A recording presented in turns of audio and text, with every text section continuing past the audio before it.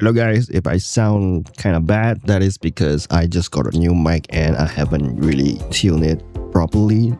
Hopefully I don't sound bad. Today is going to be a very useful one. We're going to talk about power bins. Right, so what are power bins for? So power bins are very useful if you have like a preset that you want to have, like you don't want to redo the effects that you already done or in your previous project, or some effects that you use constantly and you don't want to recreate them every time that you like start a new project.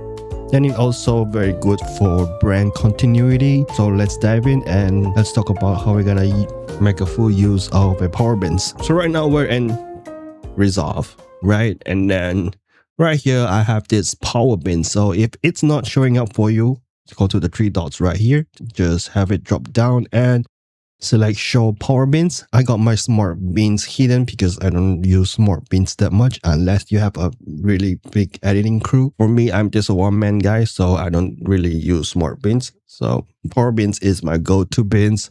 So right here, you can see I have my loop zoom right here, which one of the effect that I always use to just drag and drop into the timeline. And you can see I have a loop zoom effect done for me. And then you can remove that.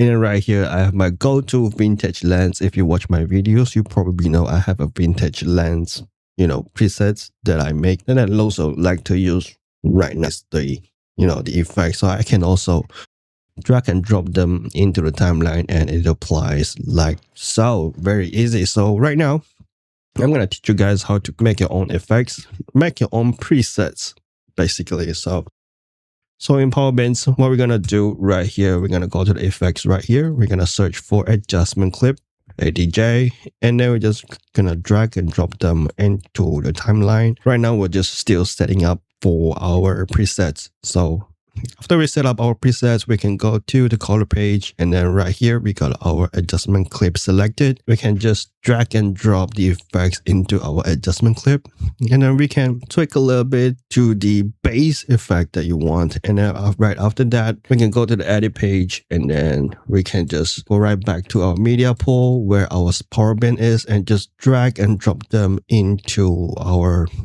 our power bins. So right here in the power bins, we can also rename it. It's called vintage lens. Lens. I cannot spell vintage lens. Let's call it vintage lens too. So right now it's created. We can just drag and drop them into our timeline and reuse the effect continuously. And what are the benefits of the power bins, you say? So for example, right now we want to jump to our other projects. And then let's say we want to jump to our new project. This is a new video. I want a new project. And then right now we're in a new project. And then right over here, I want to use my presets that I created. I can just go back to the power bins right here. So if it's not showing up in your new project, same thing. Just go to the three dots right here and show power bins. And then Resolve will save all the effects that you put inside the power bins. So power bins is like shelves of tools that you created inside DaVinci Resolve. So every time you use DaVinci Resolve, it doesn't matter which project you're on, the shelf is still there. So the tools will also be in there. So power bins are, very good for continuity. So right now in this project, I want to use my vintage lens effect. I can just drag and drop them inside new project. So one other things that you can do with power bins is that we can go to the power bins right here. We can create another bin for maybe let's call it brand.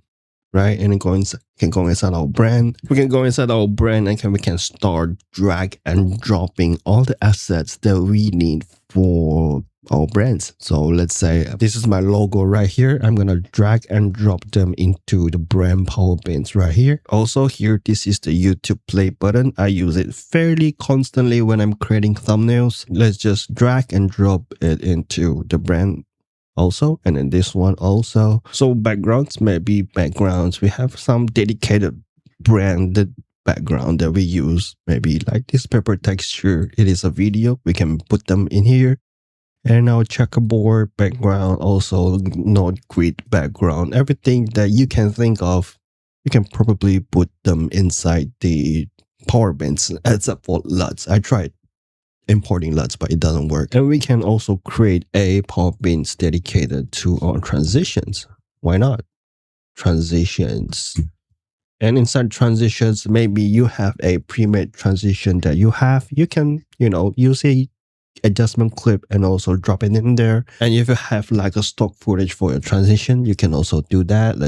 We can create a new bin inside our master bins, and let's call it film burns. And we can drag and drop them right inside the power bins. So right here we have the power bins for film burns. And if I jump back to other projects, let's try to go to the temp. And then we have all our power bins ready for us to use. So right here, I need a transition, maybe in the beginning of the video.